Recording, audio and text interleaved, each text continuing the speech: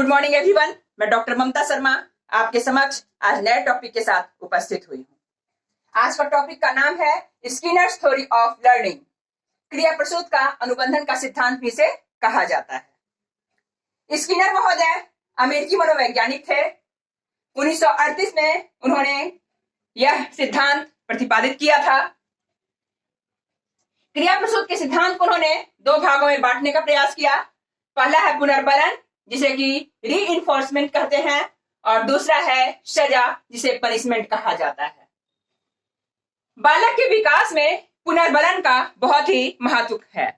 पुनर्बलन का मतलब हुआ वैसी व्यवस्था जिसके अंतर्गत बच्चों में किसी कार्य को करने और सीखने के प्रति इच्छा प्रकट होती है। पुनर्बलन का आप दूसरा नाम शाबाशी कह सकते हैं, वाह कह सकते हैं, किसी तरह का पारितोषिक कह सकते हैं, प्राइज कह सकते हैं, कुछ भी कहा जा सकता है। यानी कि बच्चा किसी चीज को पाने के लोभ में किसी कार्य का निष्पादन करता है। इसे ही क्या कहा जाता है? पुनर्बलन कहा जाता है। So simple. अक्सर आप देखते होंगे छोटे बच्चे की जो मानसिकता होती है कि वह किसी भी कार्य को करने में नो कहता है। जो उसकी इच्छा वह कार्य तो कर लेगा, लेकिन अगर उसे कुछ अच्छी आदतें सिखानी हो या किसी चीज के प्रति उसको कोई लेसन याद करवाना हो या होमवर्क पूरा करवाना हो, बच्चा बहुत आनाकानी करता है। क्योंकि बच्चे जो होते हैं उनको खेल पसंद है, खिलौने पसंद है। वह वही कार्य करना चाहता है जो उसको मन करेगा। उसका मन क्या करता है? खेलने का, घूमने का। तो लेकिन बच्चे को तो वही अवस्था होती है जिसमें संस्कार का बीजारोपण होना चाहिए, कुछ ज्ञान का बीजारोपण होना चाहिए, और उसके अंतर्गत शिक्षक और पेरेंट्स उसे पुनर्बलन देते हैं।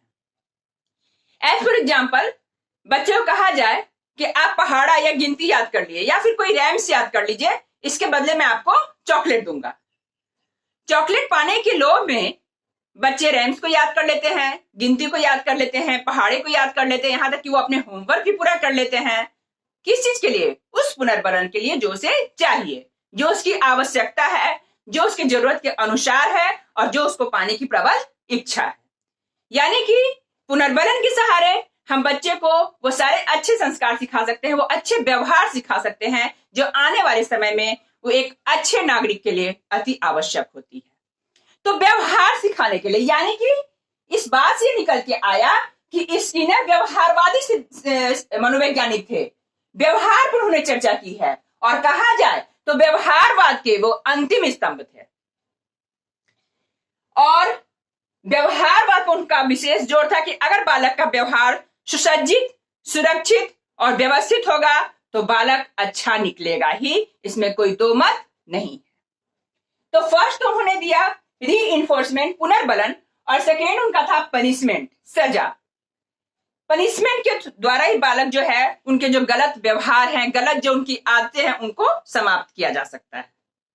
कुछ मान लीजिए कि बच्चे में गलत आदत है, किसी बच्चे को टीच करना, उसे पीटना, एक बच्चा दूसरे बच्चा को बार बार पिटाई कर रहा है तो उसको पनिश किया जाता है, या तो फिर उसको क्लास से बाहर निकाल दिया जाता है, या फिर आप लोग देखते होंगे कक्षा कक्ष के अंतर्गत बच्चे को मुर्गा बना दिया जाता है, या फिर उसको 2 स्टिक लगा दिया जाता है। तो बहुत तरह के पनिशमेंट होते हैं, तो वो निगेटिव सेंस में आते हैं, जो सजा के द्वारा उसके गलत कामों को क्या किया जाता है? समाप्त करने का प्रयास किया गया है। लेकिन इस व्यवस्था को, पनिशमेंट की व्यवस्था को स्किनर महोदय ने निगेटिव सेंस में लिया, यानी कि शैक्षिक वातावरण के अंतर्गत पनिशमेंट जैसी व्यवस्था नहीं होनी चाहिए। फिर भी हम लोग इसको डिटेल्स में समझने का प्रयास करते हैं। थोड़ा से पिछले क्लास की जो छोटी सी बात है उसको याद करने की आवश्यकता है। थॉर्नडाइक के त्रुटि एवं प्रयास के सिद्धांत के अंतर्गत तीसरा जो सिद्धांत है वो प्रभाव का सिद्धांत, उसको लेकर स्किनर महोदय ने आगे बढ़ा है। यानी कि थॉर्नडाइक के जो सिद्धांत थे उसमें 3 महत्वपूर्ण नियम थे। पहला क्या था? तत्परता का नियम, यानी बच्चे में किसी कार्य को करने के लिए उसमें इंटरेस्ट पैदा करना होगा। मतलब कि वह कार्य का क्या महत्व है और उस कार्य को करने के बाद आपको क्या प्रभाव मिलेगा, क्या फायदा मिलेगा, उसमें बच्चों के मन में यह उत्तेजना जागृत करना होगा। तो यह तत्परता का नियम है, यानी कि बच्चे में किसी चीज को सिखाने के प्रति, किसी कार्य को करने के प्रति उसमें इंटरेस्ट पैदा करना है। दूसरा आपका था थॉर्नडाइक का अभ्यास का नियम, यानी कि बच्चे में तत्परता जहां आएगा, इंटरेस्ट जहां आएगा, बच्चे बार बार उसको प्रैक्टिस करेगा, बार बार उससे प्रैक्टिस करेगा, बार बार उसको प्रैक्टिस करेगा। और लास्ट में आपका है थॉर्नडाइक का तीसरा नियम, प्रभाव का नियम। अगर बच्चा किसी कार्य को या किसी चीज को सीखने के लिए तत्परता दिखाता है तो वह निश्चित रूप से ऑटोमेटिकली उसके प्रति अभ्यास करता जाएगा और लास्ट में उसको रिजल्ट्स पॉजिटिव मिलेंगे। यानी कि उस कार्य को अच्छी तरह से वो सीख जाएगा, उसके पॉजिटिव फल मिलेंगे और उस कार्य को सीखने के एवज में उसे शाबाशी, वाह, हो सकता है कुछ प्राइज ही मिल जाए। तो यहाँ प्रभाव का जो नियम है, तीसरा जो नियम है, इस नियम पर चर्चा स्किनर महोदय ने की है। इसी चीज को आज हम लोग डिटेल में समझेंगे। तो फर्स्ट जो आपका रीइंफोर्समेंट है, पुनर्बलन है, बालक से अच्छे व्यवहार को बार बार करवाने के लिए रीइंफोर्समेंट का सहारा लिया जाता है, जिसे कि दो भागों में बांटा गया है। फर्स्ट है आपका पॉजिटिव रीइंफोर्समेंट में। पॉजिटिव रीइंफोर्समेंट का मतलब इच्छा अनुसार तोहफा, यानी कि बालक को अगर हम कुछ सिखा रहे हैं तो सीखने के क्रम में बच्चे को जो नीड है, बच्चे की जो आवश्यकता है, मान लीजिए कि ठीक है ये छोटा बच्चा है कि आप रैम्स याद कीजिए, आपको रैम्स के बदले में क्या चाहिए, बच्चा कहेगा मुझे चॉकलेट चाहिए या फिर मुझे कोई टॉयज चाहिए या फिर उसे कहीं घूमने जाना हो, तो वो अगर एक कंडीशन रख दिया जाए तो बच्चा जो है पॉजिटिव रीइंफोर्समेंट करेगा, यानी कि इच्छा के अनुसार वो या तो होमवर्क बनाएगा और उन चीजों को सीखने का प्रयास करता है। दूसरा है आपका निगेटिव रीइंफोर्समेंट।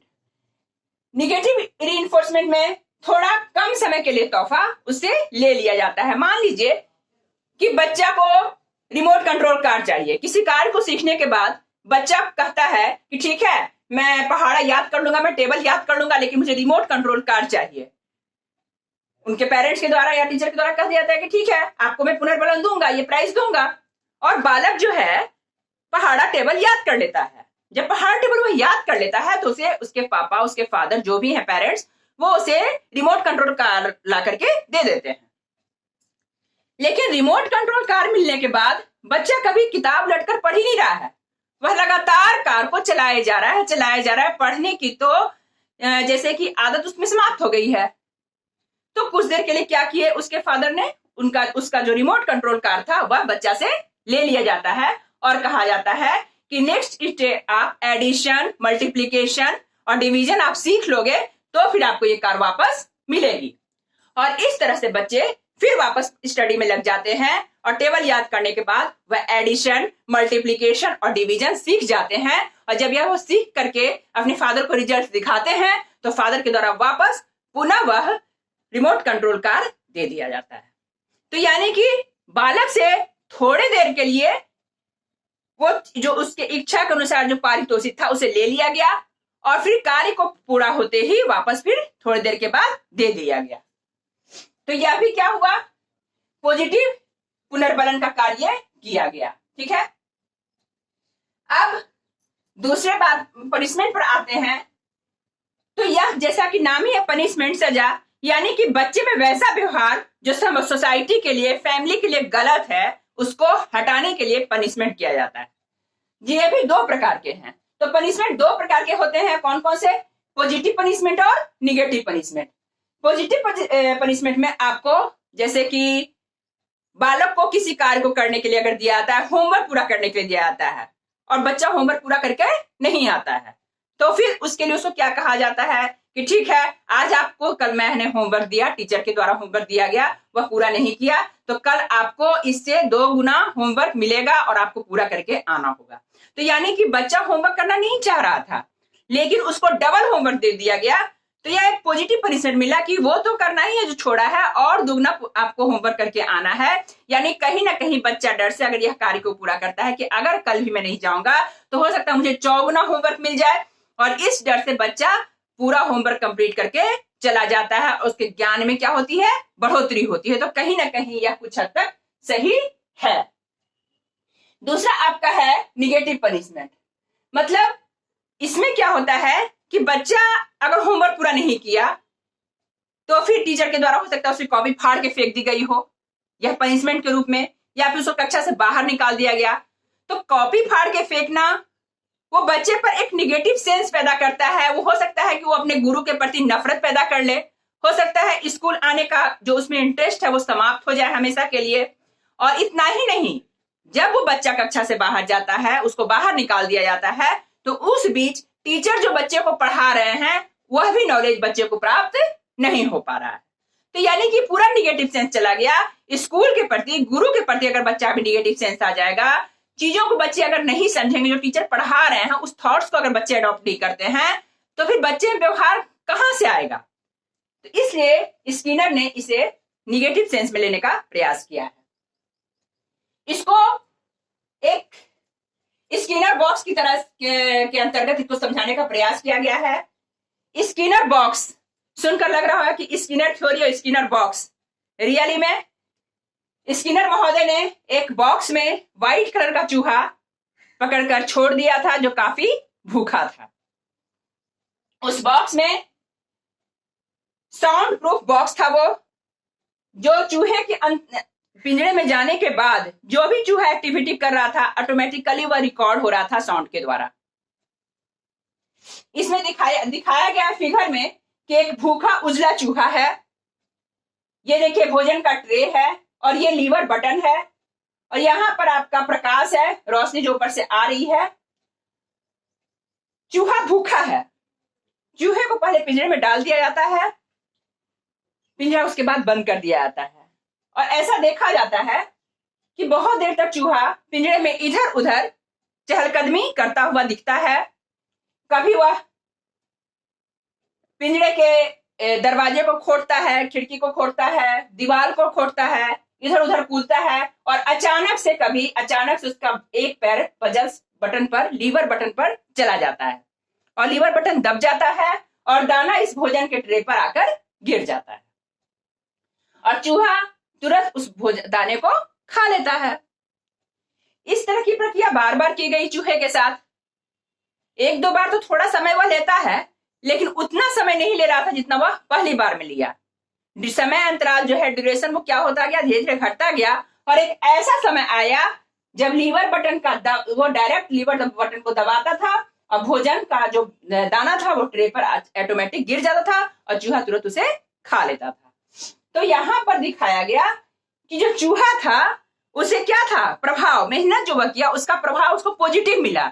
यानी कि बालक जो है किसी चीज को सीख रहा है तो उसका प्रभाव उसको पॉजिटिव मिलना चाहिए, तभी उसमें बार बार उस कार्य को करने में इंटरेस्ट पैदा होगा। अगर चूहा पजल बटन दबाता, उसे दाना नहीं मिलता, तो उसमें निगेटिव सेंस आता, उसका प्रभाव निगेटिव रहता कि कोई फायदा नहीं इस पिंजरे में, और लास्ट में वो एक जगह दुबक कर बैठ जाता। लेकिन यहाँ सेंस क्या डेवलप किया, यहाँ सेंस डेवलप किया कि चूहे ने प्रयास किया, कोशिश की, और एक समय ऐसा आया जब वो बटन बार बार दबाने लगा और दाना उसे बार बार मिलने लगा, यानी कि उसकी जो क्षुधा थी पेट की वह शांत हो गई। यानी कि यहाँ प्रभाव क्या दिखाया गया, पॉजिटिव दिखाया गया। तो यह स्किनर बॉक्स के नाम से इसलिए जाना जाता है कि शुरू में तो जब उन्होंने बॉक्स को का इन्वेंशन किया उस समय तो इसका नाम नहीं दिया गया था, स्किनर के द्वारा इसका इन्वेंशन किया गया था। बाद में उनके शिष्यों ने उनके रेस्पेक्ट में इस बॉक्स का नाम स्किनर बॉक्स रख दिया।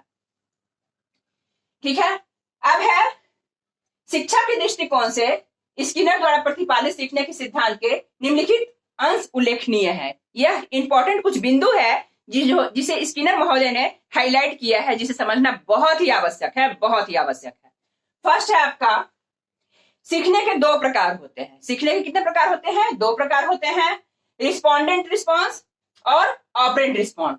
रिस्पोंडेंट रिस्पॉन्ड में से प्रतिवादी अनुक्रिया, प्रतिवादी अनुक्रिया मतलब यह नेचुरल होता है। जैसे कि भूखा अगर कोई व्यक्ति है और उसके पास भरा हुआ थाली भोजन का आ जाए तो वह व्यक्ति भोजन को देखकर उसके मुंह से लार निकलना यह स्वाभाविक क्रिया है।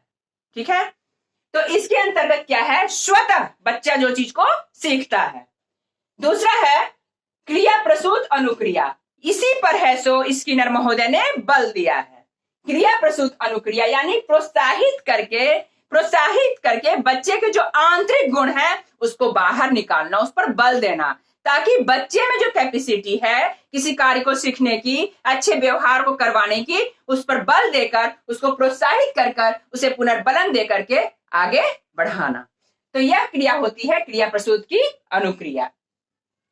अब है आपका पुनर्बलन। जैसा कि हम लोग चर्चा किए पुनर्बलन कि पॉजिटिव होता है पुनर्बलन और निगेटिव होता है। पॉजिटिव में इच्छा अनुसार तोहफा तुरंत मिल जाता है और निगेटिव पुनर्बलन में उससे थोड़ी देर के लिए उसके प्राइस को ले लिया जाता है और कार्य संपूर्ण होने पर पुनः उसे वापस दे दिया जाता है।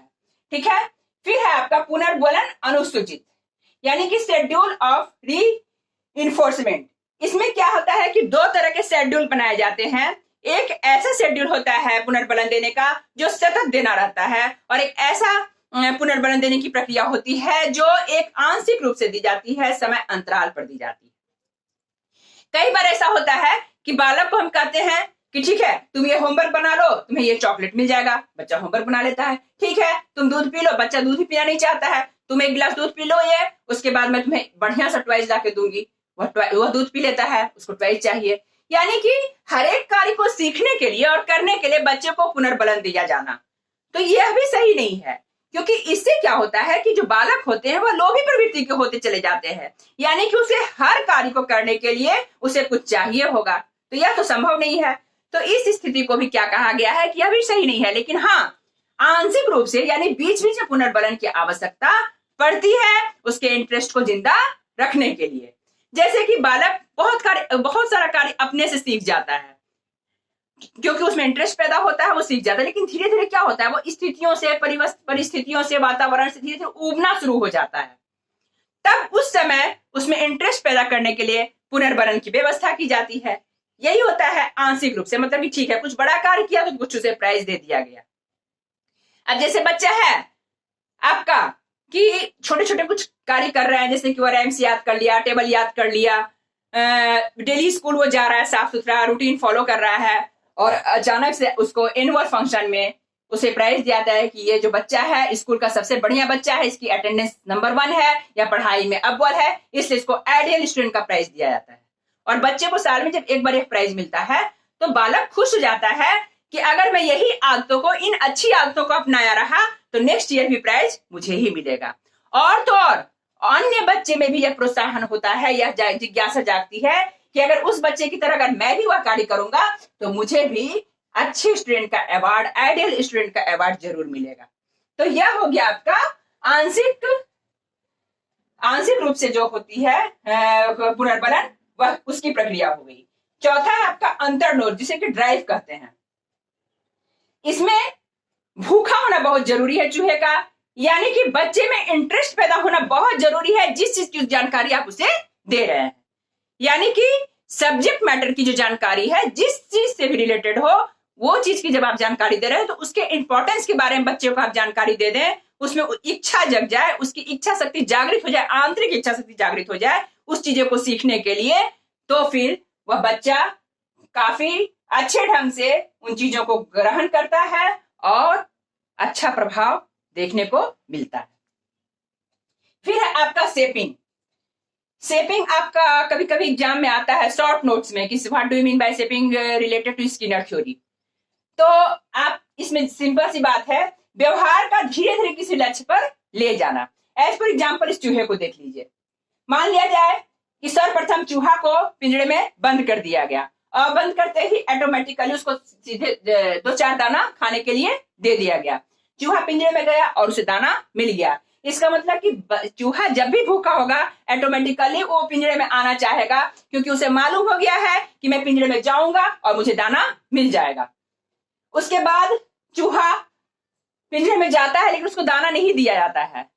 चूहा इधर उधर जाकर घूमता है और वो पजल बटन को सिर्फ टच करता है, तो पजल बटन को टच करने से दाना उसको दे दिया जाता है। यानी कि कई बार ये एक्टिविटी करने के बाद चूहा को समझ में आता है कि जाना है पिंजरे में और हल्का सा टच कर देना है पजल बटन को, तो दाना उसको मिल जाएगा। ये तुरंत नहीं होती है, ये एक्टिविटी करने के लिए उसे प्रैक्टिस करनी पड़ती है, बार बार अभ्यास करना पड़ता है। ध्यान दीजिएगा इस बात को। और थर्ड स्टेप में क्या होता है, जब बच्चा दोनों स्टेप, चूहा जब इस दोनों स्टेप को सीख जाता है तो तीसरे स्टेप में क्या होता है कि वह पजल बटन उसे दबाना होता है, और जब वह पजल बटन दबाता है तब उसे दाना मिलता है और तब उसकी भूख शांत होती है, यानी उसे दाना मिल जाता है। तो यही चीज है तो बच्चे में सिखाया गया है शेपिंग के थ्रू, यानी कि व्यवहार को धीरे धीरे किसी लक्ष्य तक ले जाना है। बच्चे को डायरेक्ट उस लक्ष्य को पाने की प्रयास करने के लिए प्रोत्साहित नहीं करना है, बल्कि धीरे धीरे स्टेप बाय स्टेप उन चीजों को के लिए प्रोत्साहित करना है और उसको आगे बढ़ने के लिए पुनर्बलन देते हुए उसको आगे बढ़ाना है। तो this is known as shaping.